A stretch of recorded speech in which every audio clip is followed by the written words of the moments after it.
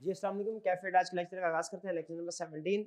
आज के लेक्चर में हम मॉडिफिकेशन इन ओपिनियन की होम असाइनमेंट को डिस्कस करेंगे और इसमें ख़ास तौर पे जो केस स्टडी बेस्ड क्वेश्चंस हैं उनको हमने ना सिर्फ ये कि डिस्कस करना है, बल्कि आज के लेक्चर में जो अहम चीज़ हम सीखने जा रहे हैं वो ये है कि हमने ऑडिट रिपोर्ट की केस स्टडी को कैसे अटेम्प्ट करना है।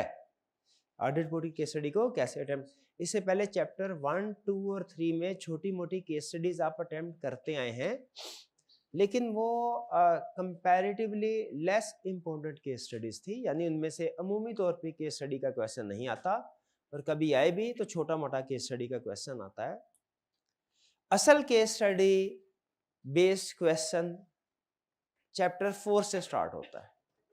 तो यूं समझ लीजिए आज आप एग्जाम लेवल की ऑडिट की पहली केस स्टडी को सीखने जा रहे हैं कि उसे कैसे अटेम्प्ट करना है। ठीक है। अच्छा, पहली चीज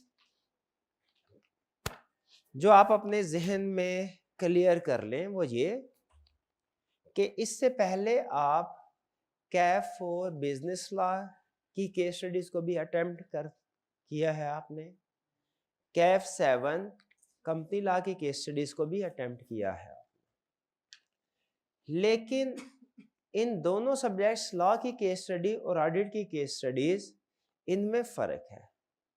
लॉ की केस स्टडीज का जो स्टाइल होता है अमूमी तौर पे स्टैंडर्डाइज्ड होता है। जैसे कैफ 4 में अगर आप देखें तो जब आपने बिजनेस लॉ पढ़ा है, जिन स्टूडेंट से पढ़ा होगा उनको अंदाजा होगा कि वो क्वेश्चन की रिक्वायरमेंट कमोबेश एक तरह की होती है कि आपको किसी कॉन्ट्रैक्ट की डिटेल बता देता है और कहता है इसमें से इस पार्टी ने ये वायलेशन की है, अब बताइए इसके कॉन्सिक्वेंसेस क्या होंगे। एग्जाम्पल्स डिफरेंट होती जाती हैं लेकिन रिक्वायरमेंट कमोबेश यही होती है कि बताइए पार्टी ए की एक्शन लेगी, पार्टी बी की एक्शन लेगी। इसी तरह कंपनी लॉ की केस स्टडीज में भी जिन स्टूडेंट्स ने पढ़ा है उनको अंदाजा होगा उसमें भी तरीकाकार उसका जो है वो काफी हद तक स्टैंडर्डाइज्ड है।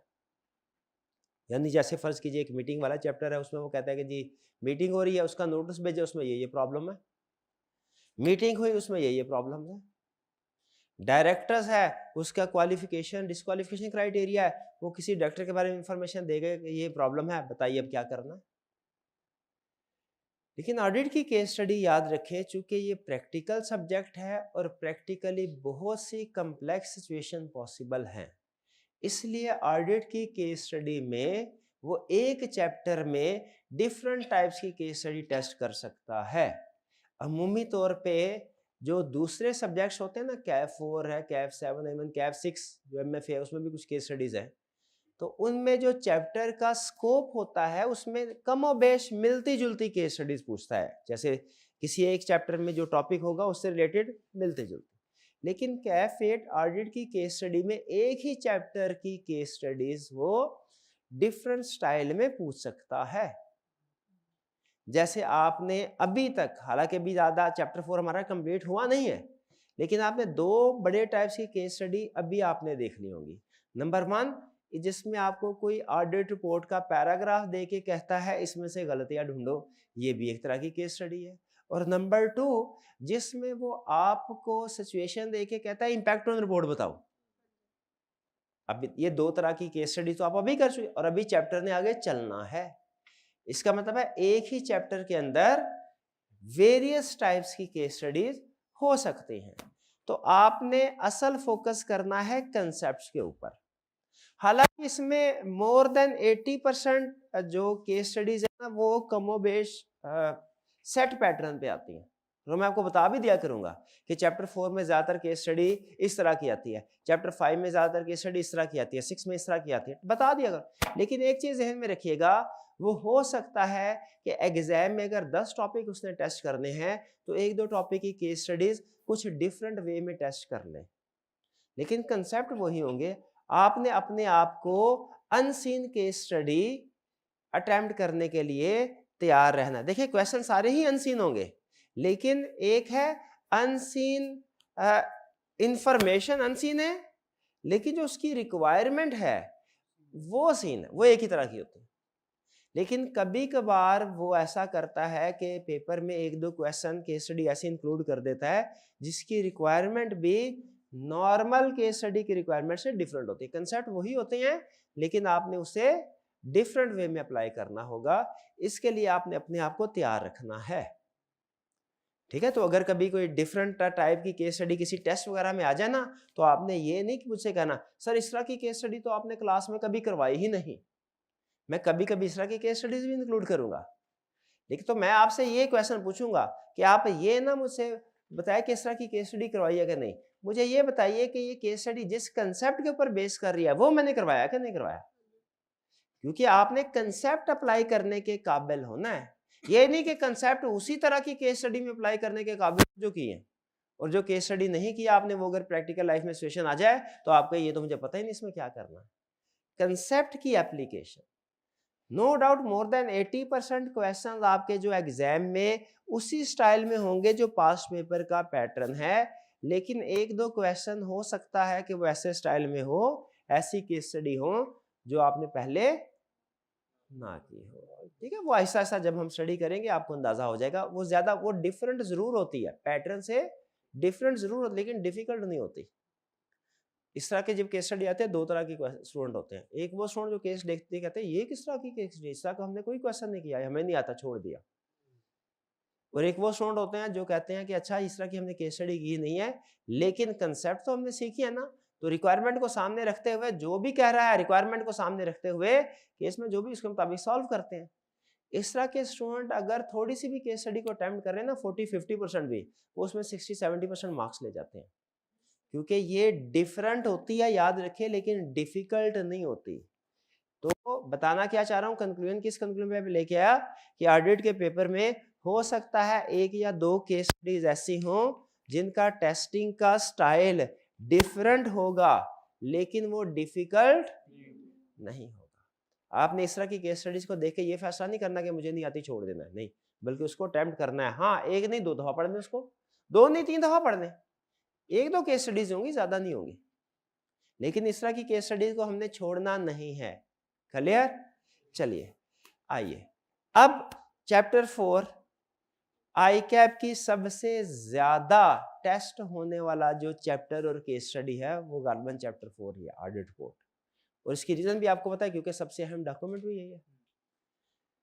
हम ये सीखने जा रहे हैं इम्पैक्ट ऑन रिपोर्ट कि कैसे कोई भी गिवन सिचुएशन अगर हो हम कैसे डिसाइड करेंगे कि इसमें इम्पैक्ट ऑन रिपोर्ट क्या, रिपोर्ट के ऊपर इम्पैक्ट क्या आएगा।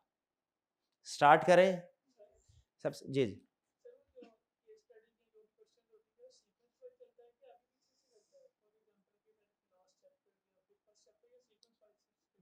नहीं नहीं, केस स्टडी जो आई कैप एग्जाम में पूछता है वो सीक्वेंस वाइज नहीं होती, उसकी मर्जी है, वो चाहे आखिरी चैप्टर की केस स्टडी पहले पूछ ले, तरतीब से थोड़ी चलेगा वो।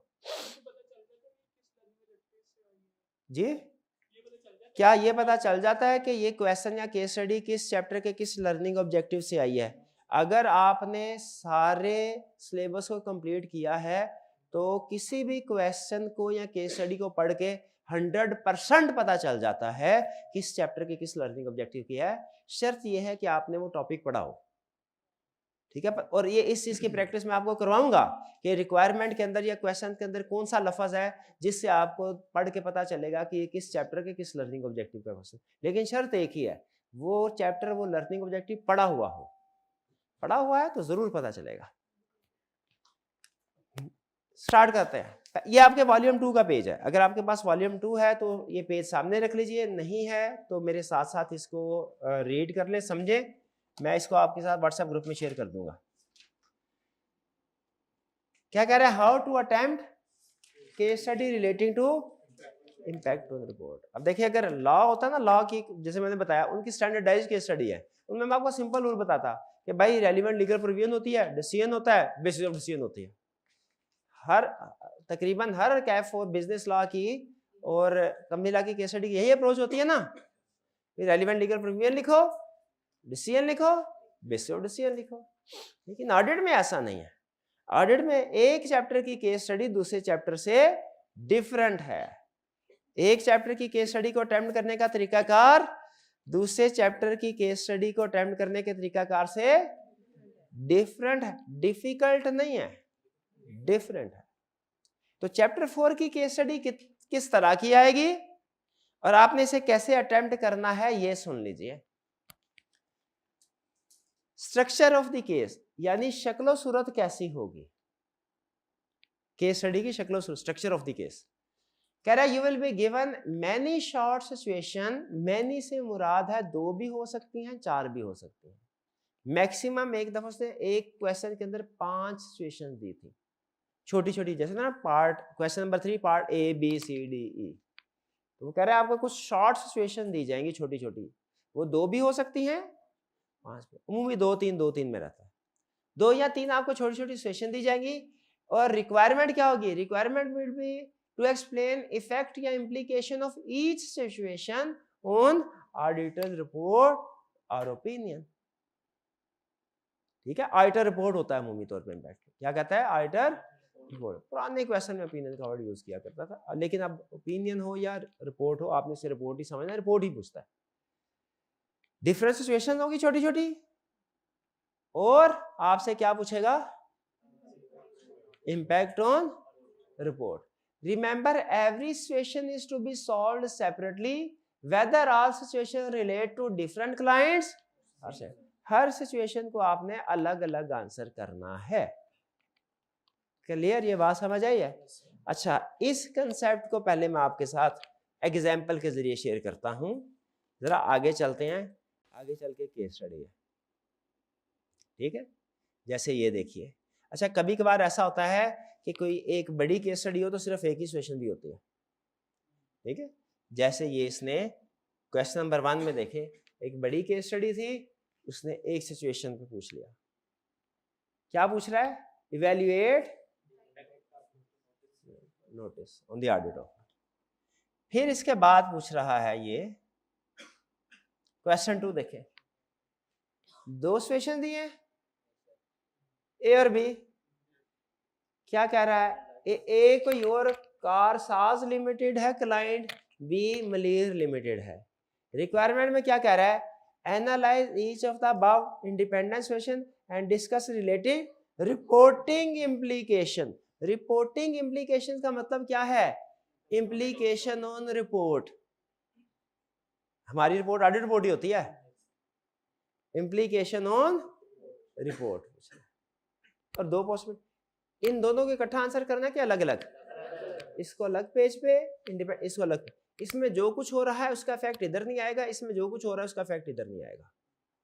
क्लियर, आगे चलते हैं। ये आगे रिप्रोडक्शन का क्वेश्चन, इसको तो छोड़ें, ये तो इजी होते हैं। ठीक है, फिर क्वेश्चन 5, कितनी सिचुएशन है, 3, अलग अलग क्लाइंट है। ठीक है, वो पावर जनरेशन लिमिटेड है, ये वॉलमार्ट लिमिटेड है।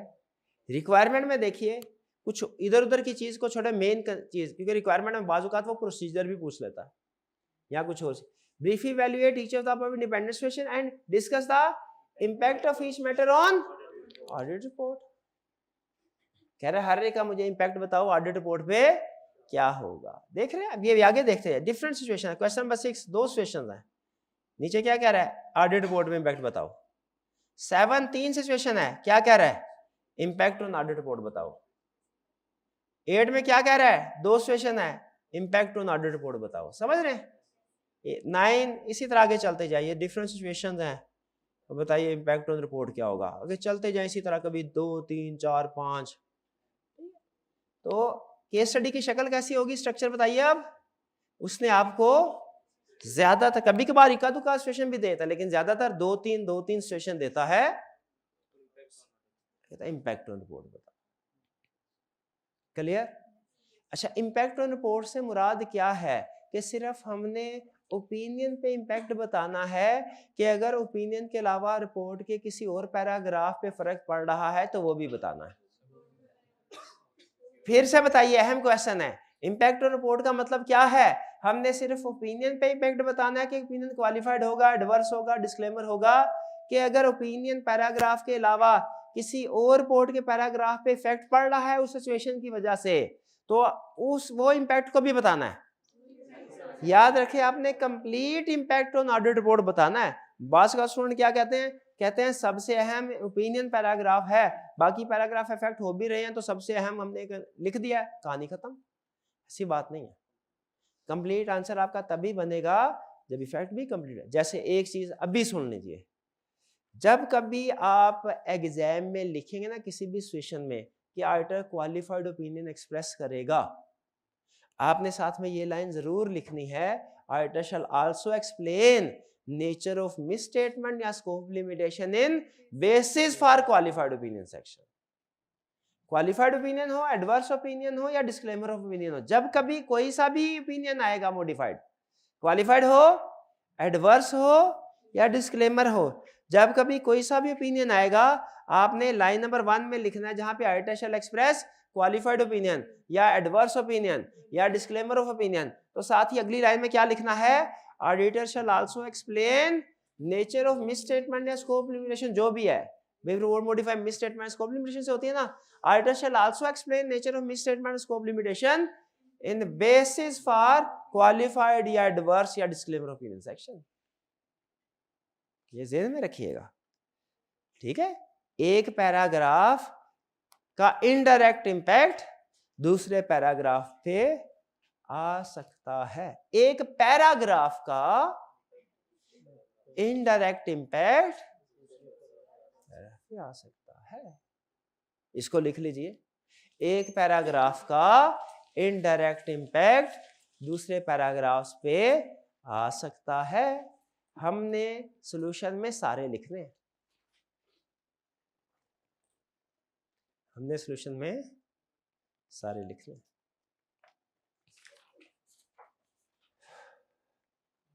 चलिए अब आगे चलते हैं। अब मुझे बताइए, क्या आप किसी केस स्टडी को देख के और उसकी रिक्वायरमेंट पढ़ के ये अंदाजा लगा सकते हैं कि ये ऑडिट रिपोर्ट की केस स्टडी है? खास तौर पे ये अंदाजा कहां से लगेगा? रिक्वायरमेंट से। रिक्वायरमेंट में आपने देखा वो इंपैक्ट ऑन ऑडिट रिपोर्ट के अल्फाज लिखा करता है। अब आगे चलते हैं। सजेस्टेड अप्रोच टू सॉल्व, पहचान तो लिया हमने ये केस स्टडी ऑडिट रिपोर्ट की, इसको सॉल्व कैसे करना? सबसे पहले इवैल्यूएट द सिचुएशन।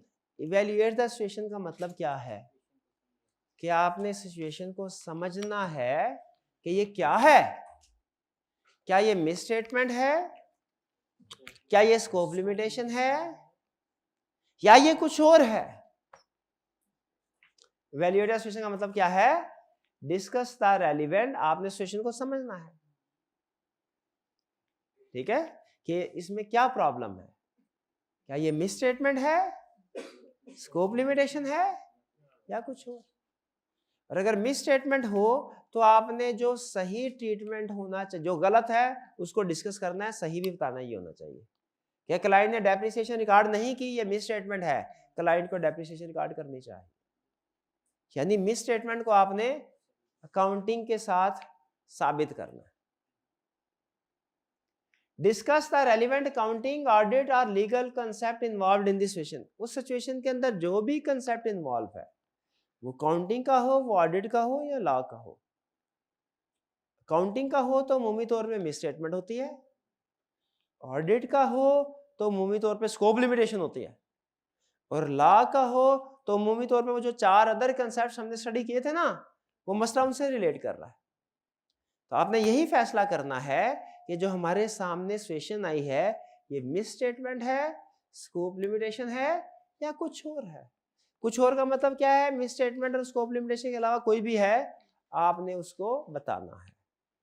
सेकंड में यही कह रहा है, पहले में कह रहा है आपने तसल्ली से उस मसले को पढ़ लेना है, जो भी अकाउंटिंग ऑडिट या लीगल मसला है। सेकंड में कह रहा है जब आप उस मसले को पढ़ लें तो फिर आपने नतीजा निकालना है, क्या? Conclude whether this situation is misstatement है या स्कोप लिमिटेशन है या कुछ और। ये कुछ और क्या हो सकता है? कुछ और एम्फेसिस ऑफ मैटर हो सकता है, अदर मैटर हो सकता है, की ऑर्डर मैटर हो सकता है, गोइंग कंसर्न का इशू हो सकता है, additional opinion required by law का इशू हो सकता है। ये कुछ और को क्या हो सकता है? मिस स्टेटमेंट, स्कोप लिमिटेशन या कुछ और, मतलब MCQ matter, other matter. Miss statement और स्कोप लिमिटेशन को तो हमने एग्जांपल के साथ पढ़ा हुआ है, बाकी की चीजों को एग्जांपल के साथ नहीं पढ़ा हुआ, इसलिए मैं उन पे एम्फसाइज नहीं करवा रहा। वो आपको हर लेक्चर के साथ, हर लेक्चर में एक एक कवर करते जाएंगे, उसकी एग्जांपल भी आपके साथ शेयर करता जाऊंगा। तो suggested approach to case study में पहला काम क्या करना है, तसल्ली से केस को पढ़ लेना है। जो भी उसमें काउंटिंग का मसला है, ऑडिट का मसला है, जो भी मसला है उसको तसल्ली से पढ़ लिया। फिर इसके बाद डिसाइड करना है क्या, कि मिस स्टेटमेंट है, स्कोप लिमिटेशन है, या कुछ और से मुराद एम्फसिस मैटर है या अदर मैटर वाला है। या इसमें आपको इस डिसीजन करने में ना आपको काम आएगी लिस्ट, कौन सी लिस्ट में ये सिचुएशन गिवन थी। अगर वो सिचुएशन मिस स्टेटमेंट की लिस्ट में थी, आप जजमेंट लगाने के बजाय बेहतर ये होता है कि आप ये देख लें कि क्या मैंने ये कंसेप्ट पढ़ा तो किस लिस्ट में था। जजमेंट स्टूडेंट क्या करते हैं, जजमेंट लगाने की कोशिश करते हैं, हालांकि जजमेंट वहां पे अप्लाई की जाती है जो सिचुएशन ऑडिटिंग या अकाउंटिंग स्टैंडर्ड में डिस्कस ना हुई हो। ये बताया था ना जजमेंट का असूल, जो सिचुएशन डिस्कस हुई है वो जहां पे डिस्कस हुई है आपने वैसे काम करना है। अगर मैंने ये किसी जगह पे लिख दिया है कि क्लाइंट अगर इंटायर क्लास को रिवैल्यू नहीं करता तो ये मिस स्टेटमेंट है, लिख दिया आपने, पढ़ भी लिया। एग्जाम में कराया क्लाइंट ने 8 में से 3 प्रॉपर्टी की रिवैल्यूएशन की है, तो क्या स्टूडेंट को सोचना चाहिए कि ये मिस स्टेटमेंट है कि स्कोप लिमिटेशन है कि कुछ और, कि जब उसे पता है ये मैंने मिस स्टेटमेंट की लिस्ट में पढ़ा हुआ है तो लिखते ये मिस स्टेटमेंट। तो ये फैसला, सबसे पहला फैसला आपने क्या करना है ऑडिट बोर्ड की केस स्टडी में, ये डिसाइड करना है कि ये मिस स्टेटमेंट है, स्कोप लिमिटेशन है, या कुछ और से मुराद एम्फसिस मैटर, अदर मैटर वगैरह। और ये फैसला करने में आपको क्या चीज हेल्प करेगी, इसमें सक्सेस फैक्टर है ऑडिट रिपोर्ट के अंदर आपको लिस्ट पता हो, चाहे ज़बानी याद ना भी हो, लिस्ट 2-3 दफा पढ़ी हो ना, तो अगर उस तरह का केस सामने आ जाए तो पता चल जाता है कि ये हमने कहाँ पढ़ा था, कहाँ पढ़ा था। ऐसे है ना, जैसे कोई बचपन का दोस्त हो, हमें उसका नाम, हमारे कितने दोस्त होंगे हमारे नाम हमें याद ही नहीं है, कि याद है नाम, लेकिन अगर वो सामने आ जाए तो क्या उसकी शक्ल से आप पहचान नहीं लेंगे, ये मेरे साथ इस स्कूल में पढ़ता था, ये मेरे साथ इस कॉलेज में पढ़ता था, पहचान लेंगे कि नहीं पहचान लेंगे, ज्यादातर पहचान लेंगे। अच्छा, ऐसा तो नहीं होगा कि जो स्कूल में पढ़ता था आप सोच रहे हो ये मेरे साथ कॉलेज में पढ़ता था, और कॉलेज वाला कहीं स्कूल में पढ़ता था, ऐसा नहीं होना चाहिए। जो स्कूल में पढ़ता था याद आ जाए तो क्या याद आना चाहिए, और ये नेचुरल होता है। याद रखें, बहुत सी चीजें ऐसी होती हैं हमारे जहन से स्किप हो जाती है, लेकिन जैसे ही वो सामने से नजर से गुजरती है एक सेकंड के लिए भी, वो रिफ्रेश हो जाता है, मेमोरी ताजा हो जाती है। लिस्ट जब आप पढ़ रहे होंगे ना, उसमें भी इसी तरह होगा। कोई भी लिस्ट आप याद करने की कोशिश कीजिएगा, याद होगी भी, लेकिन अगर याद नहीं भी होती ना तो स्टिल आपने 2-3 दफा पढ़ ली, तो जब केस स्टडी में वो सामने आएगी ना, नजर से गुजरेगी केस स्टडी, आपको पता चल जाएगा ये वाली सिचुएशन तो मैंने मिस स्टेटमेंट की एग्जांपल में पढ़ी थी, ये वाली सिचुएशन तो मैंने स्कोप लिमिटेशन में पढ़ी थी। वो कहेगा ज़कात क्लाइंट ने डिडक्ट नहीं की, तो बताइए ज़कात मिस स्टेटमेंट वाली में पढ़ी थी कि स्कोप लिमिटेशन वाली में?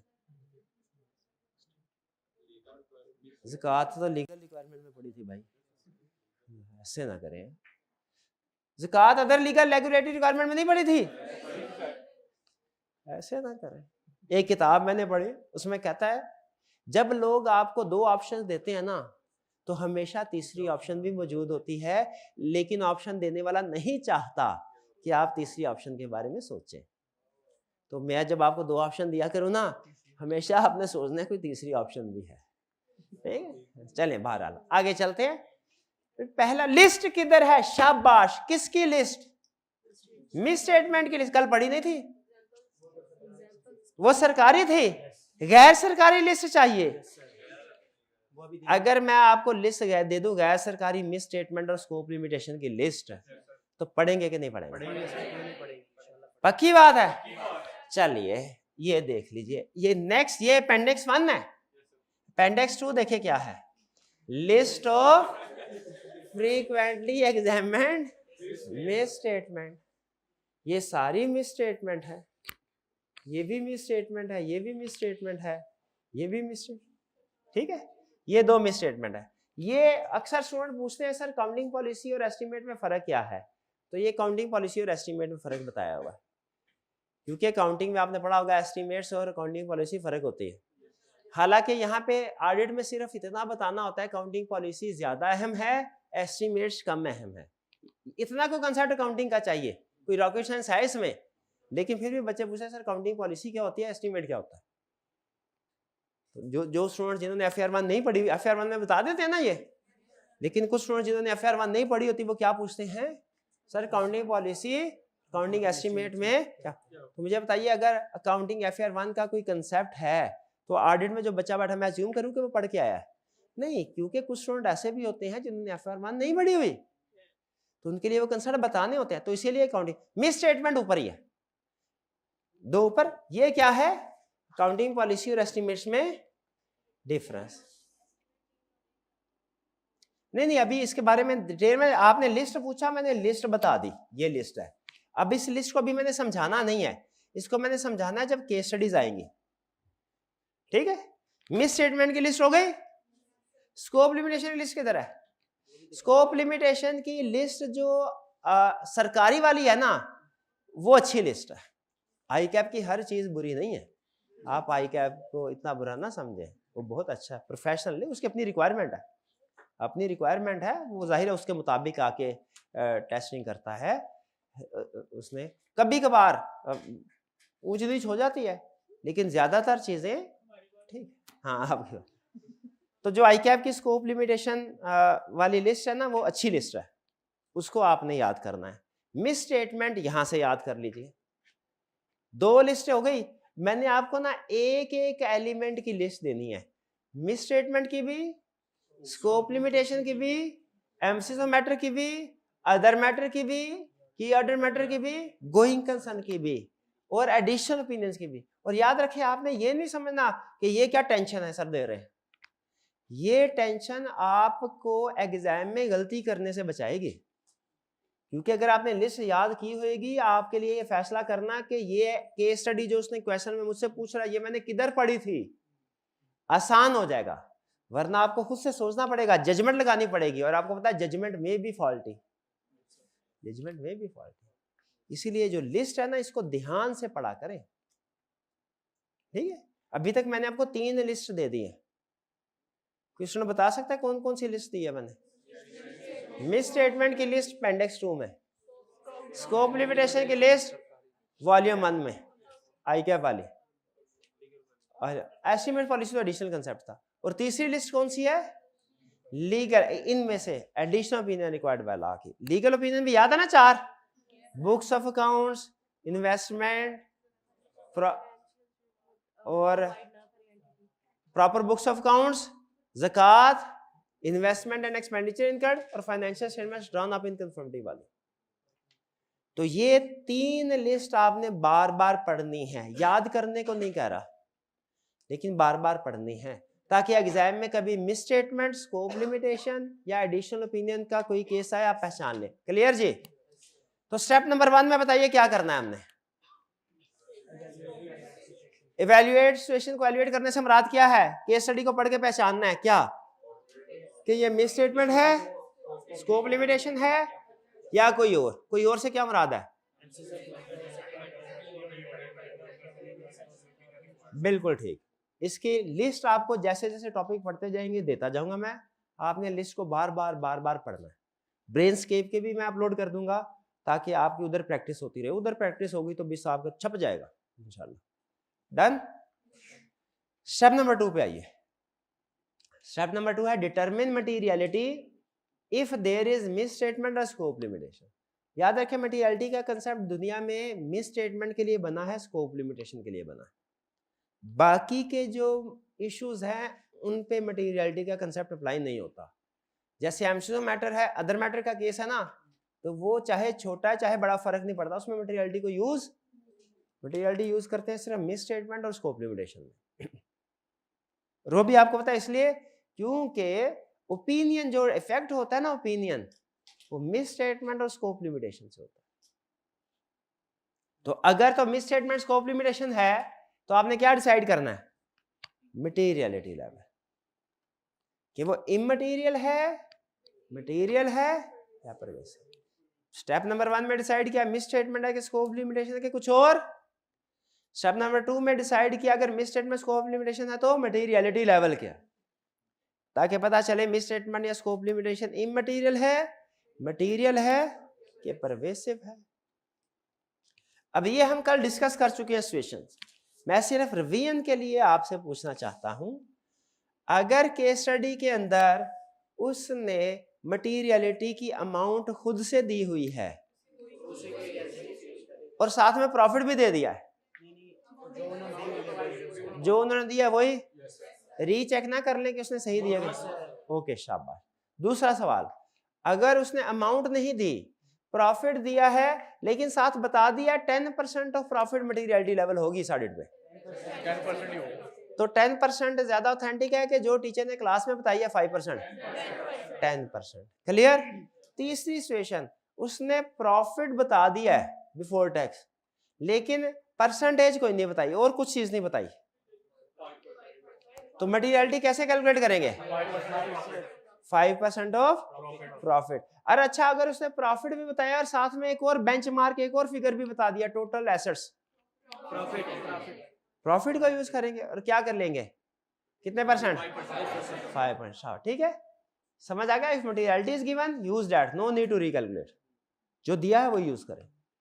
अगर प्रॉफिट या अदर बेंचमार्क दिया है तो हमने प्रेफर करना है प्रॉफिट को। ठीक है, कैसे कैलकुलेट? हाँ, अगर प्रॉफिट ही नहीं दिया, सिर्फ टोटल एसेट्स दिया है, उसी को बेंच, लेकिन अब परसेंटेज बढ़ानी पड़ेगी, सॉरी कम करनी पड़ेगी। कम करके कितनी ले आनी है? 1%। क्योंकि देखिए इक्वलाइज करना, नॉर्मलाइज करना है ना। प्रॉफिट का 5% है, अगर टोटल प्रॉफिट नहीं दिया, टोटल एसेट दिए हैं, उसका 5% लेंगे ना, तो वो दोनों इक्वलाइज नहीं होगी, क्योंकि टोटल एसेट या रेवेन्यू का 5% प्रॉफिट के 5% से बहुत ज्यादा हो जाता है। तो उसको बैलेंस आउट करने के लिए अगर बेंचमार्क प्रॉफिट है, सूटेबल परसेंटेज विल बी 5%। अगर बेंचमार्क टोटल रेवेन्यू या एसेट है, सूटेबल परसेंटेज विल बी 1%। कम ज्यादा हो सकती है, किसी क्वेश्चन में हो सकता है 0.5 कर ले, किसी में हो सकता है 3 कर ले, लेकिन आपने 1% रूल ऑफ थंब लगाना। ठीक है, समझ आई? फिर से मटेरियलिटी लेवल खुद दे दिया है, मटेरियलिटी लेवल नहीं दिया, प्रॉफिट दिया, साथ में परसेंटेज दे दी 10%, परसेंटेज यूज करेंगे। ना अमाउंट दी ना परसेंटेज दी, सिर्फ प्रॉफिट दिया, प्रॉफिट भी दिया, टोटल एसेट्स भी दिए, प्रॉफिट नहीं दिया, सिर्फ टोटल एसेट दिए। बेहतरीन, हो गए थे यार आप, हो गए थे। शाबाश, आगे चलते हैं। और ना प्रॉफिट दिया ना लॉस, लॉस का मतलब प्रॉफिट नहीं दिया, लॉस दिया मतलब प्रॉफिट नहीं दिया। ना प्रॉफिट दिया ना टोटल एसेट्स दिए, सिर्फ प्रॉफिट दिया, प्रॉफिट का 5%, सिर्फ टोटल एसेट्स दिए, टोटल एसेट का 1%, प्रॉफिट और टोटल एसेट्स दोनों दिए, प्रॉफिट का 5%, दोनों ही नहीं दिए। दोनों को डिस्कस करेंगे। इफ मटेरियल तो ये करना है, इफ परवेसिव तो ये करना है। असूल समझ रहे हैं? ये डिफरेंट सिचुएशन आपको थोड़ी सी ज्यादा नजर आ रही होगी, लेकिन हमने सारी केस स्टडी को सामने रख के उनकी समरी बना ली कि आई के आपके मैक्सिमम दाव पेज ये हैं। वैसे तो आप हर क्वेश्चन के साथ जब अलहदा से रेसलिंग करेंगे तो आपको पता चलता जाएगा ये उसने ये दाव खेला है, इस क्वेश्चन में ये दाव खेला है, लेकिन अगर लड़ाई करने से पहले ही आपको दाव पेज सिखा के भेज दिया जाए, ट्रेनिंग मुश्किल हो जाएगी, लेकिन उधर जाके बच तो जाएंगे ना। तो थोड़ा सा कंसेप्ट शायद आपको मुश्किल लग रहा होगा, लेकिन इंशाल्लाह इससे केस स्टडी आपकी तसल्ली से ये निकलती जाएगी, ठक ठक ठक ठक ठक इंशाल्लाह। अच्छा, अगर अब मुश्किल वाली बात कर रहे हैं डिस्कस, अगर एक केस स्टडी के अंदर 2 मिस स्टेटमेंट्स आ जाए, ओए परवेसिव, आपने देखना है अमाउंट्स दी हैं कि नहीं। अगर तो 2 मिस स्टेटमेंट्स हैं, उनकी अमाउंट्स दी हुई हैं, फैसला अमाउंट की बेस पे होगा, उनको ऐड करके देखो। 5% से कम है इमटेरियल, 5% से ज्यादा है मटेरियल, 50% से ज्यादा है परवेसिव। अगर अमाउंट दी हुई है तो फैसला किस बेस पे होगा? मिस स्टेटमेंट चाहे 10 क्यों ना हो, अमाउंट्स दी हुई है ना, फैसला अमाउंट की बेस पे होगा ऐड करके कि इफेक्ट क्या है। और अगर अमाउंट नहीं दी हुई तो फिर मल्टीपल यानी प्लूरल मिस स्टेटमेंट्स हैं तो इफेक्ट परवेसिव होगा। सिंगुलर मिस स्टेटमेंट है, मटेरियल भी हो सकता है, वैसे ये बताया था ना कल, मैन्युफैक्चरिंग कंपनी का सिर्फ fix asset 80% of total asset से ज्यादा हो सकता है। बाज़ औक़ात होता है कुछ मैन्युफैक्चरिंग कंपनी का है, उसमें अगर सिर्फ फिक्स एसेट पे ही स्कोप लिमिटेशन लगा दी जाए तो भाई वो केला एसेट ही 50% से ज्यादा है, केले एरिया में भी परवेसिव हो सकती है। ठीक है जी। और अगर कोई मिस स्टेटमेंट इमटेरियल है, ये मैंने आपको कल कटवा दिया था, ये बाद में करेंगे कि अगर इमटेरियल हो तो क्या करना है, ये समझ आ गया। फिर से रिपोर्ट की केस स्टडी अटेम्प्ट करनी है, स्टेप नंबर 1 में क्या करना है, बताना है मिस स्टेटमेंट है, स्कोप लिमिटेशन है या कुछ और। स्टेप नंबर 2 में क्या करना है, हाँ मटेरियलिटी लेवल कैलकुलेट करके देखना है कि इफेक्ट इमटेरियल है, मटेरियल है कि परवेसिव है। मटेरियलिटी की मैक्सिमम जितनी पॉसिबिलिटीज है मैंने कोशिश की आपके सामने रख दूं। स्टेप नंबर 3 में क्या करना है, डिटरमिन इफेक्ट ऑन रिपोर्ट। अब इसमें वही कंसेप्ट आपका यूज होगा, इफेक्ट मिस स्टेटमेंट है, इफेक्ट मटेरियल है तो क्या होगा, qualified. Misstatement effect pervasive है, adverse. Scope limitation effect material है, स्कोप लिमिटेशन इफेक्ट परवेसिव है। असाइनमेंट भी नहीं कही भाई, ये कल याद भी नहीं करके है ना, कल ऑडिट ना पढ़ा, बता तो रहा हूं, ऑडिट के बता रहे हैं सर, वो सिर्फ ये बताएं कल पढ़ा कि नहीं पढ़ा, सब बोल रहे हैं, मैं देख रहा हूँ आपको। कल मेरे सवाल का जवाब दीजिए। देखा मसले की तरफ नहीं आ रहा था क्योंकि मुझे पता है इबादत करता रहा भाई इंशाअल्लाह। तो अच्छा इम्पैक्ट ऑन रिपोर्ट, अच्छा लेकिन आगे देखिए अजीब बात कह रहे हैं, इम्पैक्ट ऑन आपने बता दिया ओपिनियन, लेकिन साथ ही साथ जो दूसरे अदर पैराग्राफ पे इफेक्ट आ रहा है वो भी बताना है। ये चीज मैंने आपको भी बार बार याद करवाई है। स्टूडेंट क्या करते हैं, जल्दी जल्दी में भूल जाते हैं, वो सिर्फ क्वालिफाइड ओपिनियन लिख के आ जाते हैं, हालांकि बेसिस व क्वालिफाइड ओपिनियन भी लिखना था, या सिर्फ बेसिस व क्वालिफाइड ओपिनियन लिख के आ जाते हैं, हालांकि कुछ और इफेक्ट भी आना था, वो आगे पढ़ेंगे, वो आगे पढ़ेंगे। तो याद रखें जब इम्पैक्ट ऑन रिपोर्ट पूछेगा ना तो आपने सिर्फ इम्पैक्ट ऑन ओपिनियन नहीं बताना, बाकी भी कि पूरे पैराग्राफ में जो जो इफेक्ट आ रहा है वो बता। तो आपको क्या रिपोर्ट में जितने पैराग्राफ है उनके नाम पता है, नाम क्या रिपोर्ट में कोई पैराग्राफ होता है अदर मैटर पैराग्राफ, एमसो मैटर पैराग्राफ होता है, material uncertainty related to going concern paragraph होता है, की ऑर्डर मैटर होता है। शाबाश शाबाश, तसल्ली हो गई मुझे। ठीक है भाई, ये बात समझ आ गई।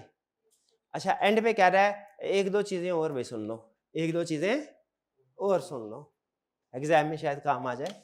वैसे तो अप्रोच सीख लिया आपने, इस अप्रोच के मुताबिक अब हम आइंदा जो भी केस स्टडी करेंगे इसी अप्रोच के मुताबिक। कह रहा है स्टेप नंबर 1 और स्टेप नंबर 2 है ना, 3 स्टेप है ना टोटल। स्टेप नंबर 1 और 2 को बाज़ औक़ात क्या कहते हैं, matters to be considered by auditor. अगर केस स्टडी में वो अल्फाज यूज करे इवेल्युएट द सिचुएशन, इसका मतलब क्या है, बताओ मिस स्टेटमेंट है, स्कोप लिमिटेशन है कि कुछ और। अगर केस स्टडी में रिक्वायरमेंट में क्या पूछे, आपने नोट किया है कुछ कुछ क्वेश्चन जो मैंने आपको सरसरी तौर पे पढ़ाया है ना, उसमें एक दो क्वेश्चन में ये भी था इवेल्युएट द सिचुएशन, मैंने आपसे कहा था उसको भी रहने देना पड़े। तो इवेल्युएट द सिचुएशन का मतलब क्या है, बताओ मिस। अच्छा, और matters to be considered by auditor का मतलब क्या है, कि स्टेप 1 और 2 दोनों बताओ, 1 और 2 evaluate the situation, step number 1 बताओ, matter to be considered by auditor, step number 1 और 2 दोनों बताओ। ठीक है, और फिर क्या कह रहा है, कह रहा है इन सम क्वेश्चंस एग्जामिनर में ask you to describe how would you deal with this situation. अभी तक आपने जितनी भी रिक्वायरमेंट्स पढ़ी उनमें यही था, इम्पैक्ट ऑन रिपोर्ट बताओ, इम्पैक्ट ऑन रिपोर्ट बताओ। लेकिन जो पहले वाला सवाल था ना गालिबन, उसमें ये था how would you deal with situation, याद है? मैं देखते हैं कभी कभार ऐसे पूछ लेता है, लेकिन पूछ लेता है। अभी देख लेते हैं। इम्पैक्ट ऑन द ऑडिट, अच्छा ये नहीं है impact on audit. How impact on audit report, देखते हैं शायद कोई आ जाए। ये आगे चल के चैप्टर्स में आएंगे। हाउ वुड यू डील, यहाँ पे नहीं है, इसमें नहीं है, लेकिन आगे चल के कभी कभी आएगा हाउ वुड यू डील। देख लूँ मैं, देखने में क्या हर्ज है, टाइम है हमारे पास। हाँ ये उससे मिलती जुलती बात है। What should be auditor do in this situation? What should auditor do in this? ये से मिलती जुलती बात है auditor course of action। या what? How would auditor deal? Obligation on report है।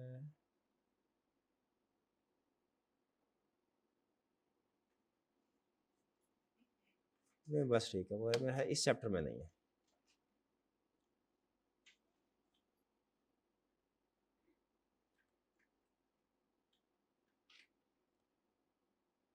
चलिए वापस आ जाते हैं। तो अगर कभी आपसे ये पूछे 34 है,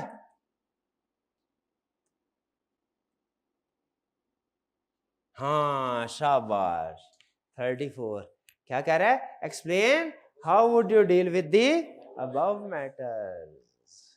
तो ये भी रिक्वायरमेंट का हिस्सा होती है। तो इसमें फिर आपने क्या करना है? In such question how would you deal means auditors course of action, और auditor course of action means कि ऑडिटर ने जो भी उसने भागदौड़ करनी है रिपोर्ट से बाहर, वो भी लिखनी है, वो भी लिखनी है। यानी इसको हम यूं बोलते हैं, auditor course of action is equal to procedure, auditor procedure plus impact on report, auditor procedure plus impact. ये अल्फाज या फ्रेज इसलिए आपको बार बार पढ़ा रहा हूं ताकि आपको पता हो रिक्वायरमेंट पढ़ के वो क्या पूछ रहा है, लिखना क्या है। इन अल्फाज से स्कोप ऑफ क्वेश्चन डिसाइड होता है कि हमने क्या लिखना है। ऐसा ना हो कम पूछ रहा हो ज्यादा लिख रहे हैं, ज्यादा पूछ रहा हो कम लिखते हैं। ये हर क्वेश्चन के साथ प्रैक्टिस में मैं आपको रिवाइंड करवाऊंगा कि ये अल्फाज क्या है, इनका मतलब क्या है, लेकिन खुद भी आपको पढ़ना चाहिए। क्लियर? फिर से मुझे बताइए समरी। अगर वो पूछता है क्वेश्चन इंपैक्ट ऑन रिपोर्ट बताओ, स्टेप नंबर 1 क्या करना है?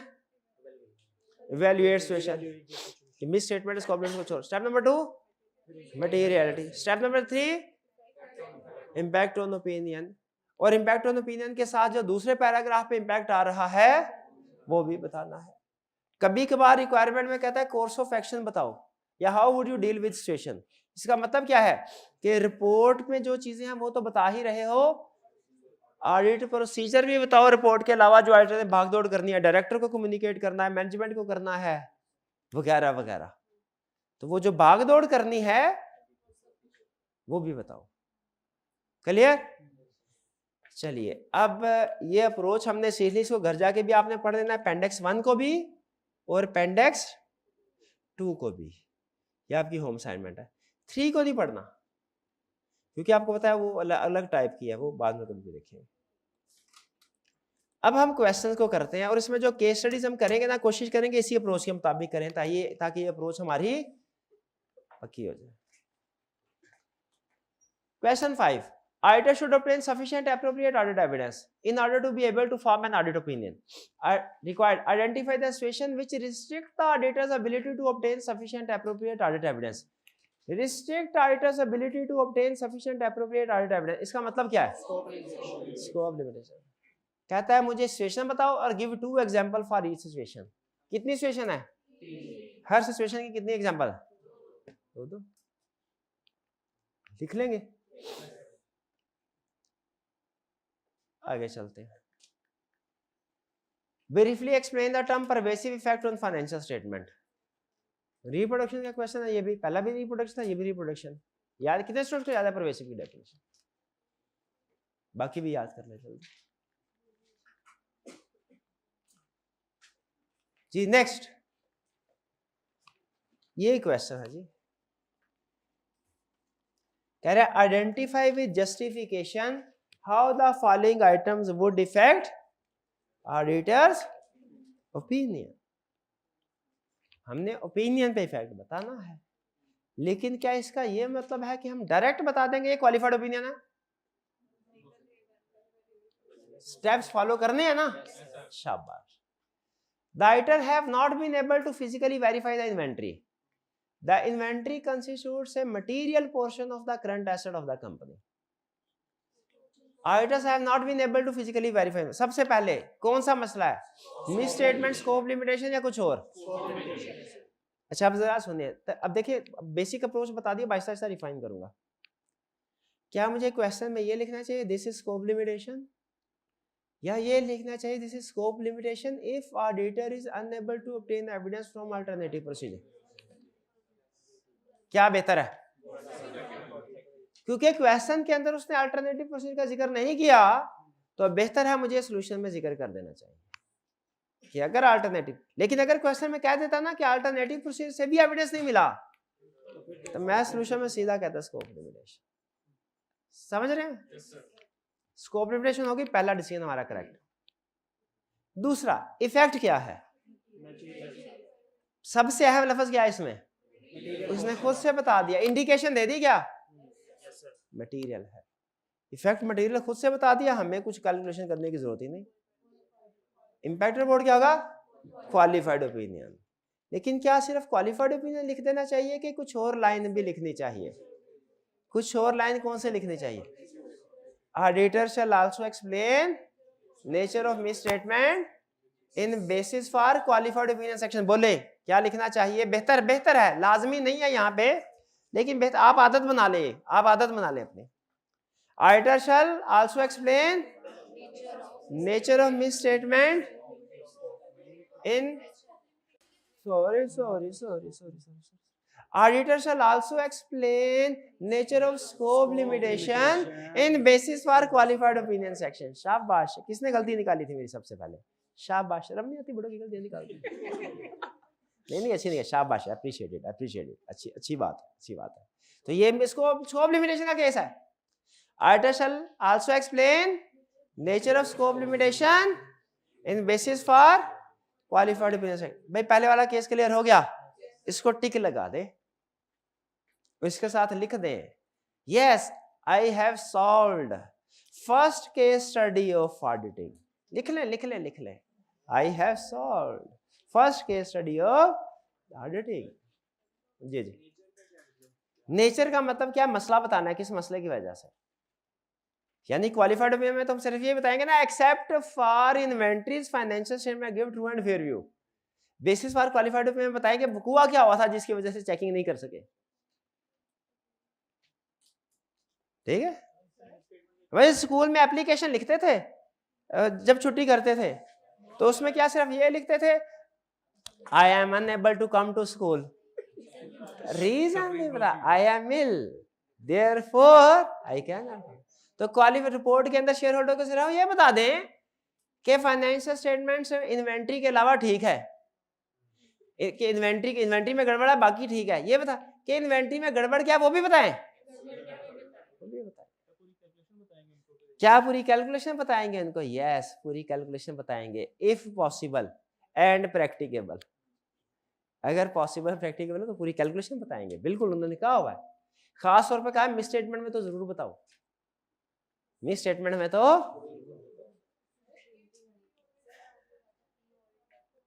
की ऑडिट मैटर वाला छोड़ दे, उसको अभी नहीं करना, वो तो अभी मैं पढ़ूंगा। की ऑडिट मैटर तो बहुत एडवांस है, इतना एडवांस नहीं जाना। अभी तक की बातें समझ आ रही हैं तो ये भी बड़ी एडवांस है, अगर अभी तक की समझ आ गई, इससे आगे नहीं जाना। अभी की ऑडिट मैटर आता है, लेकिन वो अभी मैंने आपको नहीं बताना, ये भी समझ आ गया, बहुत है मेरे लिए।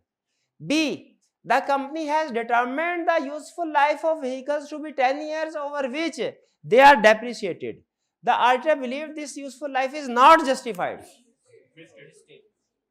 हाँ शाबाश, ये मिस स्टेटमेंट पहुंच गया ना। पहला डिसीजन क्या करना है, step number 1 miss statement scope limitation है, कुछ और।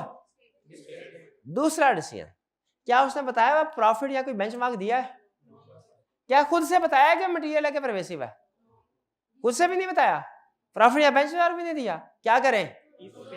इफ। अब सुनिएगा मैं क्या कह रहा हूं। पहला मैंने लिखा कि useful life is not appropriate, therefore this is misstatement. फिर दूसरा, auditor shall express qualified opinion bracket में इफ इफेक्ट इज मटेरियल, फिर आगे लिखूंगा और एडवर्स ओपिनियन ब्रैकेट में if effect is pervasive. Auditor shall express qualified opinion bracket if effect is material और adverse opinion bracket में इफ इफेक्ट इज परवेसिव। अगली line कौन बताएगा? एक मिनट, ये मेरा भाई मेरे को बताएगा अगली लाइन। बता मेरा भाई। चलो पिछली लाइन बता दो, इससे पहले हमने क्या डिस्कस किया?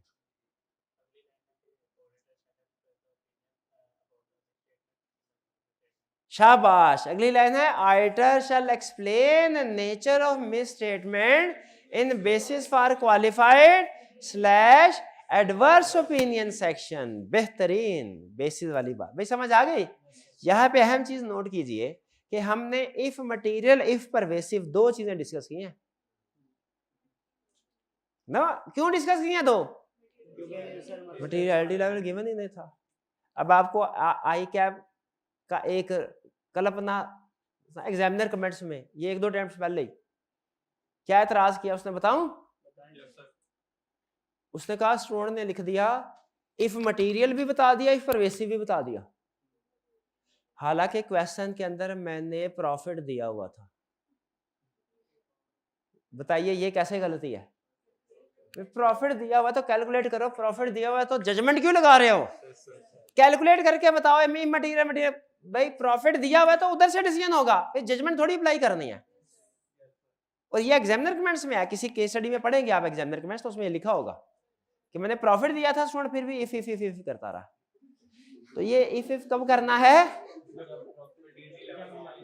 जैसे इस क्वेश्चन में करना, ठीक है। अच्छा इसमें मैंने अल्टरनेटिव प्रोसीजर का जिक्र क्यों नहीं किया? ये मिस स्टेटमेंट है, स्कोप लिमिटेशन थोड़ा ही है।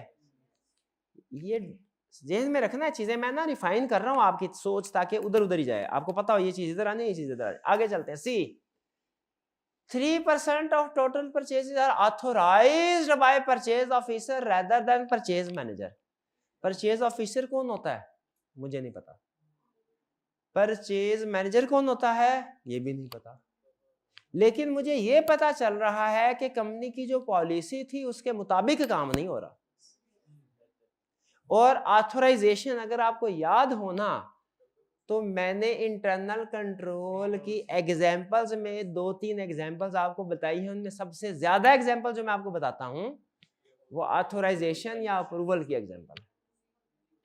तो ये बताइए मिस स्टेटमेंट है, स्कोप लिमिटेशन है कि कुछ और? कुछ और में क्या है? Weakness in internal control. इसमें इंपैक्ट ऑन रिपोर्ट क्या होगा? Unmodified opinion. क्यों? अब ये मैं एडिशनल बता रहा हूं, एग्जाम में नहीं लिखना, एग्जाम में सिर्फ अनमोडिफाइड ओपिनियन लिखना है कंप्लीट। रीजन बता रहा हूं क्योंकि हम इंटरनल कंट्रोल पे ओपिनियन एक्सप्रेस नहीं करते। हाँ हमारी रिस्पॉन्सिबिलिटी नहीं है, हम मैनेजमेंट को लेटर के जरिए कम्युनिकेट करते हैं। मुझे नहीं पता किसको अप्रूवल देगी, कंपनी के सिस्टम पे डिपेंड करता है। छोटी कंपनी हो ना तो 10,000 की अप्रूवल भी सीएफओ करता है। और एक कंपनी ऐसी भी थी उसमें 250 मिलियन की एडजस्टमेंट थी और हमने कहा इमटेरियल। ऐसे भी पॉसिबल है, ऐसे भी पॉसिबल है। वो डिपेंड करता है ना कंपनी का मटेरियलिटी लेवल, उसका प्रॉफिट भी डिपेंड। प्रॉफिट ज्यादा होगा मटेरियलिटी लेवल ज्यादा होगा। तो इसी तरह मुझे हर कंपनी का मटेरियलिटी लेवल डिफरेंट होता है, हर कंपनी का सिस्टम दूसरे से डिफरेंट होता है। तो मुझे ये तो नहीं पता कि एक्चुअली सिस्टम जो है आइडियल क्या इस कंपनी के लिए था, लेकिन मुझे इतना पता है कि जो होना चाहिए था ना वो नहीं। पॉलिसी के मुताबिक परचेज मैनेजर को अप्रूवल देनी चाहिए थी, परचेज ऑफिसर ने दी। सीएफओ दे सकता है कि नहीं इस केस में मुझे नहीं पता, ये कंपनी का सिस्टम है। अगर सिस्टम में लिखा हुआ है कि परचेज मैनेजर छुट्टी पे हो तो सीएफओ अप्रूवल देगा, तो फिर सीएफओ देगा। गिवन केस में ये इंटरनल कंट्रोल वीकनेस है, एग्रीड। अब ये है आपका test case.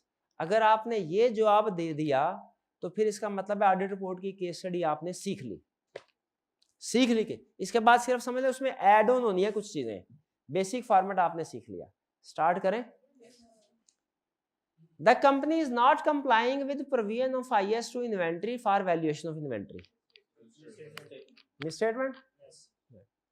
The company has misclassified capital expenditure on account of machinery as revenue expenditure. Misstatement. Company has not disclosed one of its long-term loan in the financial statement. Misstatement. तो बताइए पहला misstatement है scope limitation या कुछ और? दूसरी चीज effect क्या है? अमाउंट। अच्छा मेरा क्या कहना है, अमाउंट नहीं गिवन ना तो मैं इफ मटेरियल इफ परवेसिव करूंगा।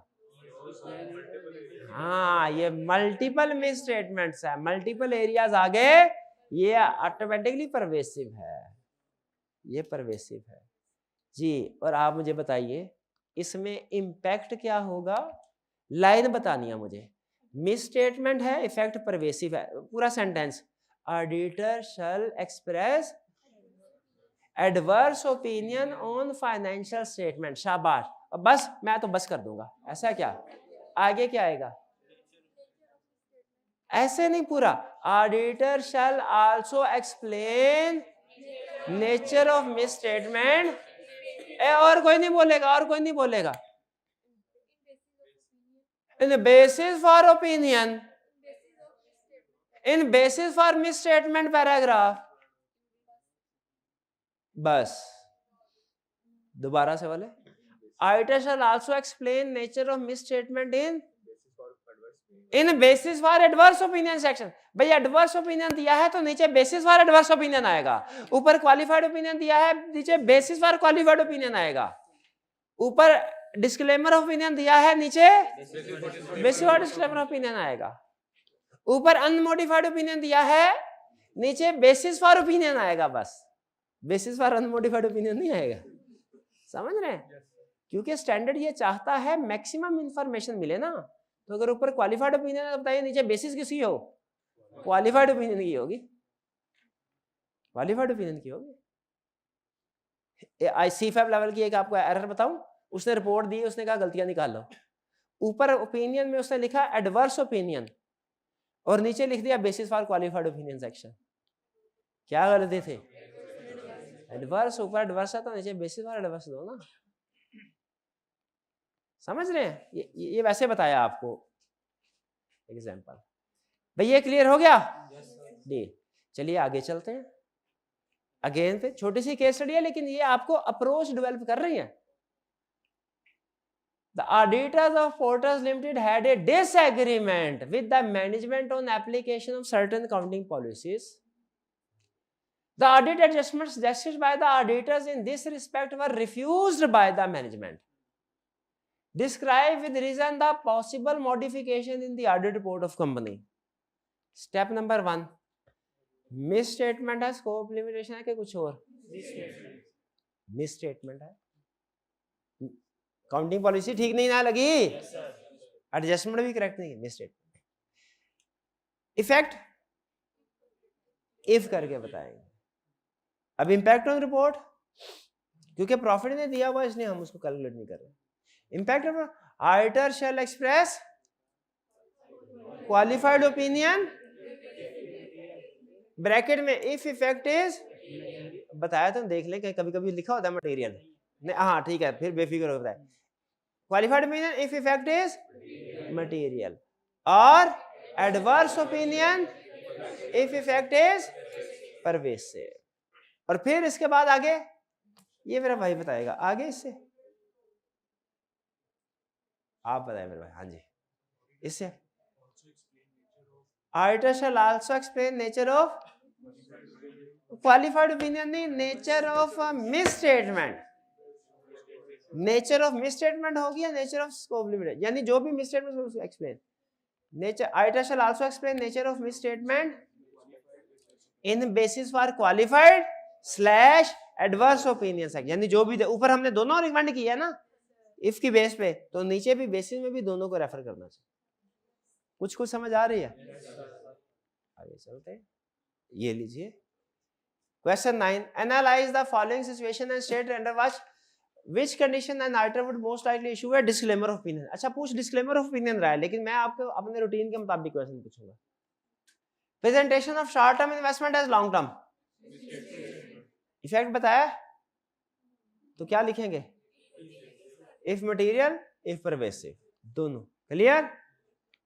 इसमें इफ मटेरियल है तो क्या इंपैक्ट होगा? इफ परवेसिव है तो डिस्क्लेमर ऑफ ओपिनियन तो नहीं आ रहा, तो ये ऑप्शन सेलेक्ट नहीं करनी. उसने पूछा बताओ किसमें डिस्क्लेमर ऑफ ओपिनियन आ सकता है? इसमें नहीं आ सकता. मैं क्वालिफाइड आएगा यहाँ. तो there are certain indication that company may not be a going concern, however management has adequate plans to mitigate such problem. Issues है गोइंग कंसर्न इश्यूज. अच्छा अब ये मैंने आपको पढ़ाया नहीं हुआ, लेकिन इस सिचुएशन में ये मिस स्टेटमेंट स्कोप लिमिटेशन तो नहीं है, अनमोडिफाइड, लेकिन है क्या चीज पहचान सकते हैं? Going concern issue. Going concern issue. इसमें चूंकि उसने एडिक्वेट प्लान करके डिस्क्लोज वगैरह कर दिया सारा कुछ, तो ओपिनियन क्या होगा? अनमोडिफाइड.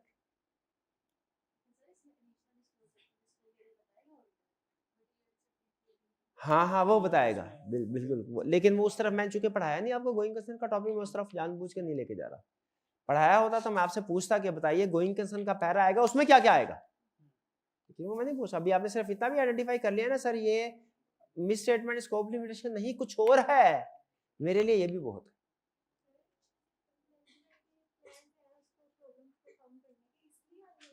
हाँ जी मैनेजमेंट के प्लान है, उसने डिस्क्लोज भी कर दिया इसलिए हमने नोटिफाई. अगर मैनेजमेंट कहती है भाई सर हमारे हाथ खड़े हैं बस, तो फिर हम कहते हैं भाई कंपनी तो गई.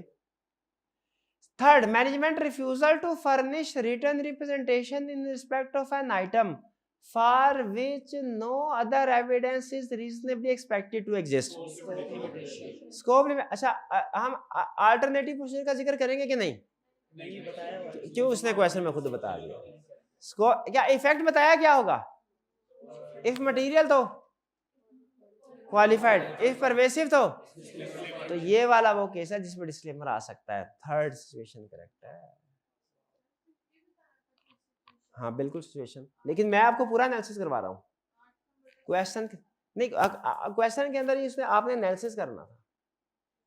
एनालिसिस ये एमसीक्यूज नहीं है, आप समझ मल्टीपल चॉइस क्वेश्चन है, हर एक को अलग-अलग डिस्कस करना है. हालांकि क्वेश्चन की नरेशन पढ़े ना तो आपकी बात ठीक है, नरेशन पढ़ के यही ज़हन में आता है कि सिर्फ हमने बताना 1 है 2 है 3 है, लेकिन मार्क्स कहते हैं नहीं, हर सिचुएशन को पूरा डिस्कस करो, फिर एंड पे मुझे बताओ डिस्क्लेमर ओपिनियन क्या है.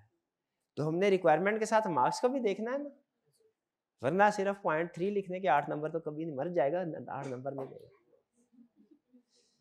4, terms and conditions of a long term loan have been incorrectly disclosed.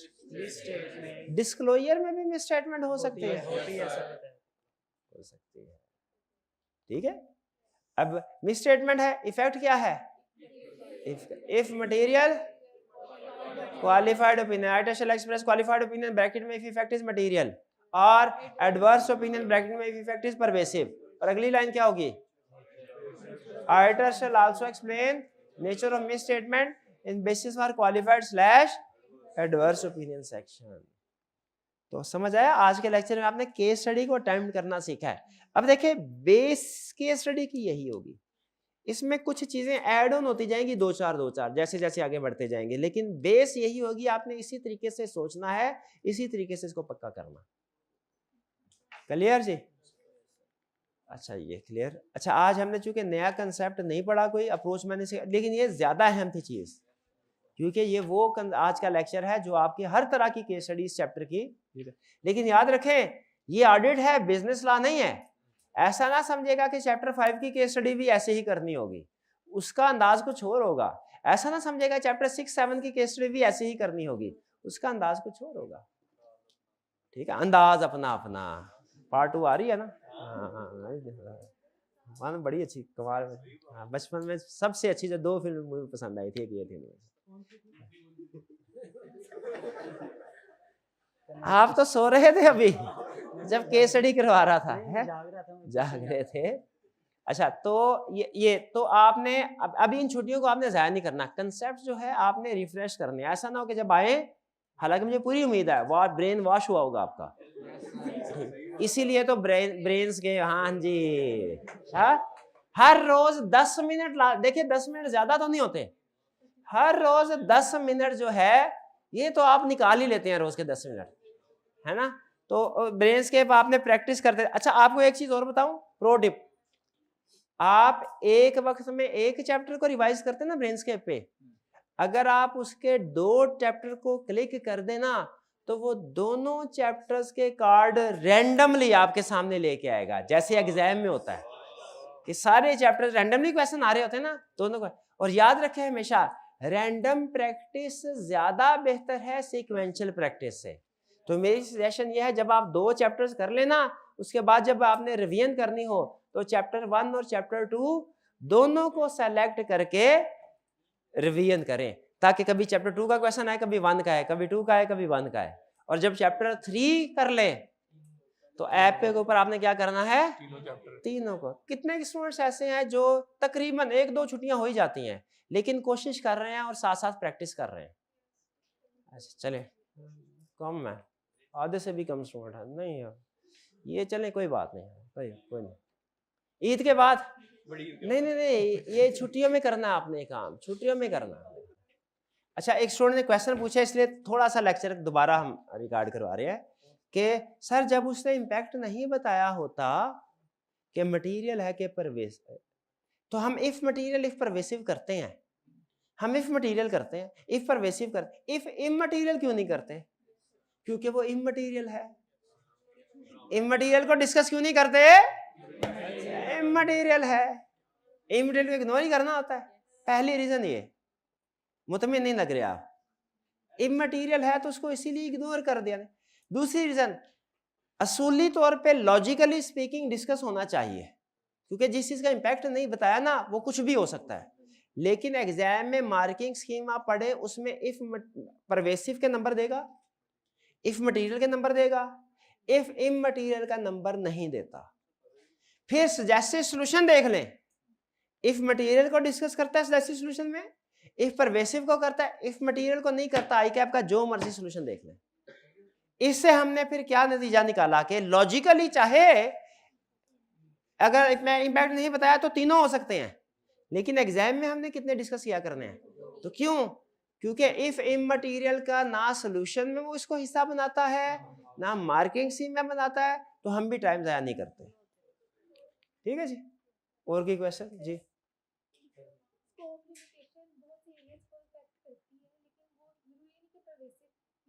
हाँ, ये मैंने कल बता दिया था कि अगर स्कोप लिमिटेशन बाय मैनेजमेंट हो तो ये अदर एस्पेक्ट्स पे इसका इफेक्ट आएगा, यानी ये सवेयर तो होगी लेकिन परवेसिव नहीं होगी। सवेयर से मुराद क्या है? सवेयर से मुराद ये नहीं है कि इसका इफेक्ट अदर एरियाज पे आ रहा है, सवेयर से मुराद ये है इसका इम्पैक्ट मैनेजमेंट की इंटेग्रिटी पे आ रहा है, इससे फ्रॉड का रिस्क बढ़ रहा है।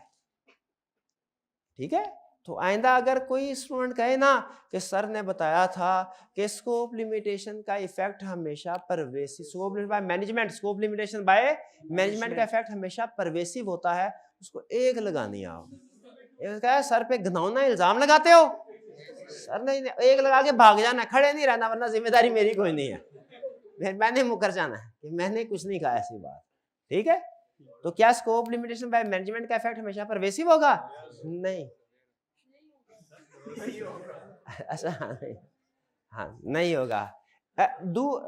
ज्यादा संगीन जरूर है क्योंकि इसे मैनेजमेंट की इंटेग्रिटी पे डाउट क्रिएट होता है, लेकिन परवेसिव नहीं है। आगे इफ नहीं करना, बस इतना ही समझ लेना बड़ी बात है, इतना ही समझना बड़ी बात है। क्लियर जी? और कोई क्वेश्चन तो नहीं आपका? हाँ पूछना। रहने दे, तेरी घर वाले नहीं सुनते, मैं क्या सुनूं।